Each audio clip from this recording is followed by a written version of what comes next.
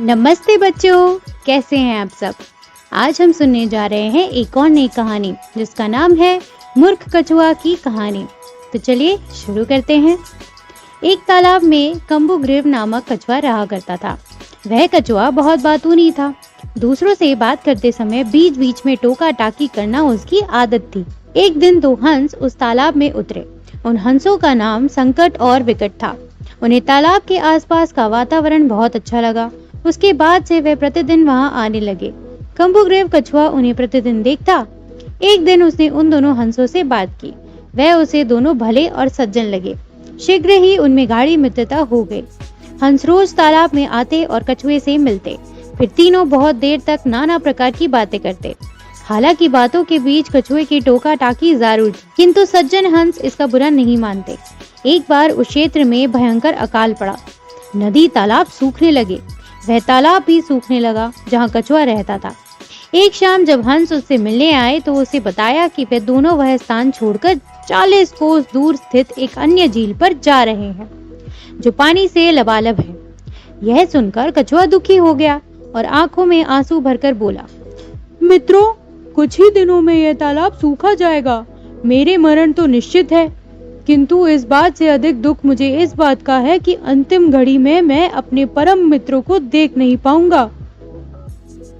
कछुए की इस बात पर दोनों हंस उदास हो गए। उन्हें कछुए से सहानुभूति थी। वे बोले, मित्र कम्बुग्रीव, हम तुम्हें यहाँ अकेले छोड़कर नहीं जाएंगे। हम तुम्हें भी अपने साथ ले जाएंगे। हमारी मित्रता और साथ सदा बना रहेगा। लेकिन यह कैसे संभव है मित्रों? तुम दोनों तो उड़कर चले जाओगे। मुझे तो धीरे धीरे चलकर उस स्थान तक पहुंचने में महीनों लग जाएंगे। हो सकता है कि बीच रास्ते में ही मेरे प्राण पखेरु उड़ जाए। तुम दोनों चले जाओ, मैं तुम्हें याद करके अपना दिन व्यतीत कर लूंगा। हंसों ने कछुए की बात नहीं मानी और उसे अपने साथ ले जाने का उपाय सोचने लगे। सोचते सोचते उन्हें एक उपाय सूझ ही गया और वे प्रसन्न हो गए।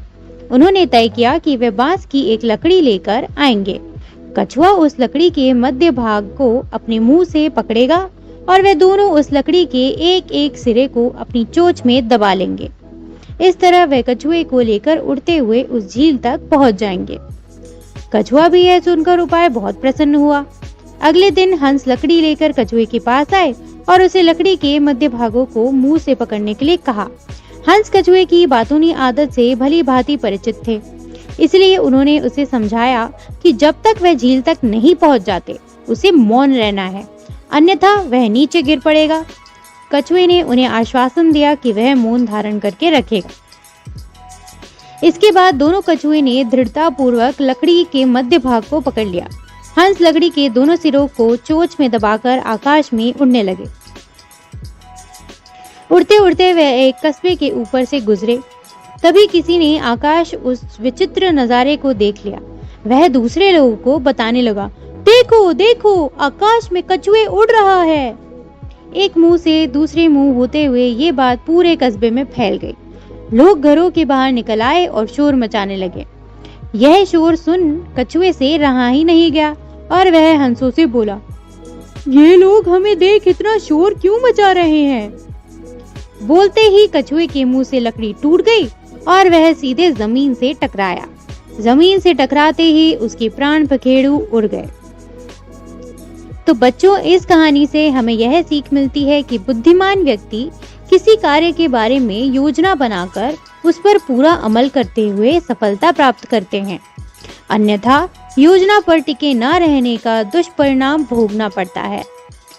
तो उम्मीद करती हूँ कि आज की कहानी आपको बहुत पसंद आई होगी। मैं अगली बार आपसे फिर मिलूंगी एक नई कहानी के साथ।